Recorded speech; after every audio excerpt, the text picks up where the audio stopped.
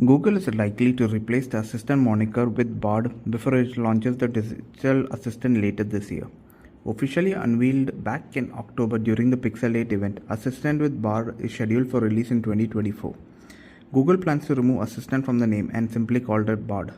Then, the folks at 9to5 Google has decompiled the latest version of Google app and found that the app greeting screen has been changed from "Hi, I'm Assistant with Bard" to just I am Bard. Not only that, but nearly all the mentions of Assistant with Bard has been replaced with just Bard. Since Google is now calling Bard a digital assistant rather than another version of Assistant, it's pretty much clear that the search giant is going to rebrand ahead of the launch. The problem is that Bard is still an experimental AI assistant while Google Assistant is an established product that's being improved all the time. The decision to remove many good assistant features last week was probably one of the steps Google needed to take before completely replacing Assistant with Bard.